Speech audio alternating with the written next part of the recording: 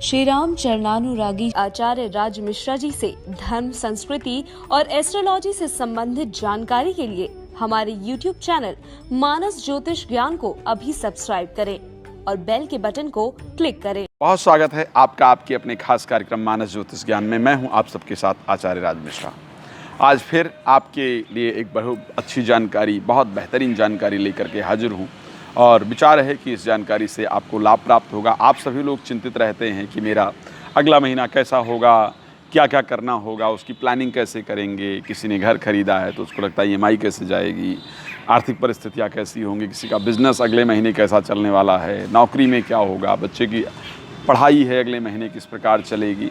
बहुत सारी प्लानिंग आप लोग नेक्स्ट मंथ के लिए करते हैं और उसी प्लानिंग में आपको सहयोग करने के लिए, आपको सपोर्ट करने के लिए कि कुछ ज्योतिषीय जानकारी के माध्यम से भी आपको लाभ प्राप्त हो जाए, तो हम क्या करते हैं कि राशिफल लेकर के आ जाते हैं। आपको राशिफल देना कि आपको उससे कुछ एक रास्ता नज़र आ जाए कि अगले महीने मेरी पैसे को लेकर इस प्रकार परिस्थिति रहेगी, या मेरी नौकरी में ये होने वाला है, या पढ़ाई में ये होने वाला है, या स्वास्थ्य खराब चल रहा है तो अगले महीने भी इस प्रकार रहने वाला है। वो बहुत सारी जानकारियाँ हम हमेशा देने की आपको कोशिश करते हैं। तो आज इस श्रृंखला में काल चक्र की जो पंचम राशि है, सिंह जिसको कहते हैं, सूर्य जिसके स्वामी हैं, क्षत्रिय जाति की जो राशि कही जाती है, पूर्व दिशा की प्रभावित राशि कही जाती है, आज इसके बारे में अग्नि तत्व है इस राशि का, आज इसकी जानकारी हम आपको लेकर के देने वाले हैं। तो सबसे पहले कौन से दर्शकों का राशि सिंह होती है, किस दर्शक की जो राशि है वो सिंह होती है, इसकी जानकारी आप सबको दे देते हैं।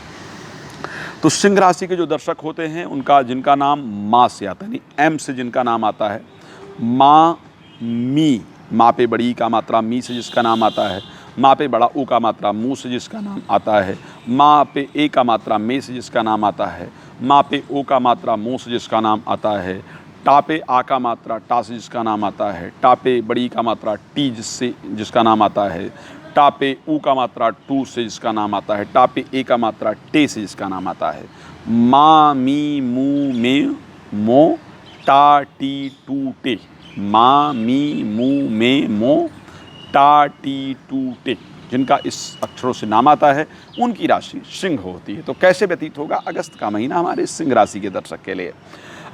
इस महीने जो प्रारंभ में होगा राशि गोचर क्या होगा, सूर्य आपके राशि स्वामी द्वादश भाव में गोचर करेंगे बुध के साथ, और शुक्र और मंगल का गोचर आपकी राशि में रहेगा, केतु 4th हाउस में गोचर करेंगे, 10th हाउस के अंतर्गत राहु गोचर करेंगे, 6th हाउस यानी छठे भाव में शनि का गोचर होगा, 7वें भाव में बृहस्पति का गोचर होगा। अब ये जो गोचर है वो आपके लिए क्या परिवर्तन लेकर के आएगा। खैर 8 तारीख को बुध आपकी राशि में आ जाएंगे गोचर करने, 11 तारीख को शुक्र आपकी राशि से परिवर्तित करके 2nd हाउस में चले जाएंगे गोचर करने, और फिर 16 तारीख को सूर्य अपनी राशि में गोचर करने आ जाएंगे, 26 तारीख को बुध का जो है वो परिवर्तन हो जाएगा। क्या परिस्थिति रहेगी, मास प्रारंभ में बात करते हैं, क्योंकि आपकी राशि स्वामी सूर्य अपने से द्वादश भाव के अंतर्गत गोचर करेंगे, यानी अपनी राशि से एक राशि पीछे गोचर करेंगे। शास्त्र कहता है कि जब भी राशि स्वामी छठे भाव में गोचर करे, 8वें भाव में गोचर करे या 12वें भाव में गोचर करे तो निश्चित रूप से हमारे लिए दिक्कत देने वाला होता है। ये ऐसे हाउस कहे जाते हैं ज्योतिष में जिनको खराब भाव कहते हैं। इस भाव में जो जिस भाव का स्वामी जाता है उससे संबंधित दिक्कतें देता है। राशि स्वामी का द्वादश भाव में जाकर के गोचर करना स्पष्ट रूप से दिखाता है कि मास के प्रारंभ में, यानी मास के मध्य तक अगर कहा जाए तो स्वास्थ्य से संबंधित दिक्कतें आपको चलती रहेंगी। अचानक स्वास्थ्य में प्रॉब्लम होगी, मानसिक अशांति रहेगी, हॉस्पिटल इत्यादि के चक्कर आपको काटने पड़ेंगे।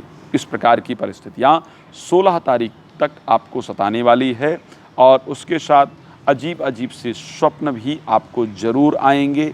लेकिन उसके साथ ये एक काम अच्छा भी करेगा। मैंने हमेशा कहा है कि जीवन में हर ग्रह हर कार्य अच्छा नहीं करता है और हर कार्य बुरा नहीं करता है। अगर आप इस बीच में विदेश यात्रा के लिए कोशिश कर रहे हैं, विदेश ट्रैवल के लिए प्रयास कर रहे हैं, तो निश्चित रूप से वो आपके लिए एक अच्छा रिजल्ट देने वाला होगा। वीज़ा इत्यादि के लिए ट्राई कर रहे थे तो वहाँ से आपको पॉजिटिव रिजल्ट ज़रूर मिलने वाला है, अगर इस बीच में ऐसा किया गया है तो। अच्छा, दूसरा, कोर्ट कचहरी से संबंधित मामलों से भी हमें सावधान रहने की आवश्यकता है। इस समय में कोर्ट कचहरी संबंधित मामले भी हमारे अगेंस्ट ही होंगे। हमें परेशान करने वाले होंगे।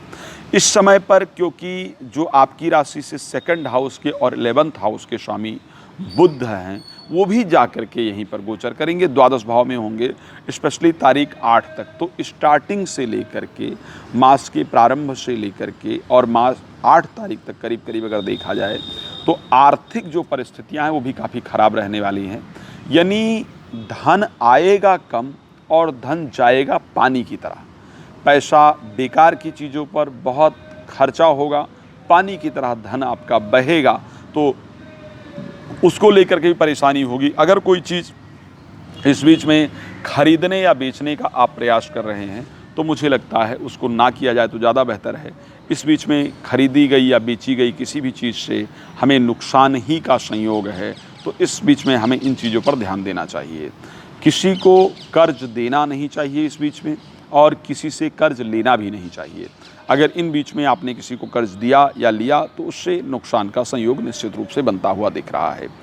अब जैसा कि 8 तारीख के बाद बुध का परिवर्तन हो करके पहुंच जाएंगे वो अपनी राशि के अंतर्गत। अच्छा, इस बीच में 8 तारीख तक आप एक और काम करने वाले हैं।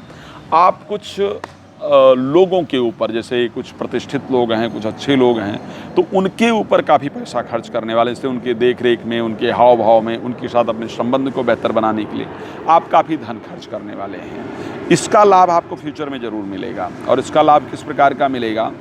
जब 8 तारीख के बाद बुध जा कर के आपकी राशि में पहुंच जाएंगे, सिंह में पहुंच जाएंगे, तो यहाँ पर परिस्थितियाँ आपके लिए बहुत अनुकूल रहने वाली हैं। 8 से लेकर के 26 तारीख तक आपके पास आर्थिक परिस्थिति अच्छी होगी, धन का अच्छा खासा आगमन होगा, मन प्रसन्न रहेगा, मन में नए नए आइडिया, नए नए विचार आएंगे, किस प्रकार चीज़ों को क्रियान्वित किया जाए, किस प्रकार कार्य को बनाया जाए। इस प्रकार की जो आइडिया है वो तारीख 8 से लेकर के और आपके 26 के बीच में आएगी। लेकिन तारीख 8 से 16 के बीच में सिर्फ विचार बनते रह जाएंगे, आइडिया बनता रह जाएगा, क्या करें कैसे करें, इस प्रकार का विचार चलता रहेगा। लेकिन जब 16 को सूर्य भी अपनी राशि में आ जाएंगे तो फिर आपने जितने ये विचार बनाए हैं, जो चीज़ें रही है, ये विचार आपके लाभ देने वाले होंगे और आपको अच्छा रिजल्ट मिलना प्रारंभ हो जाएगा।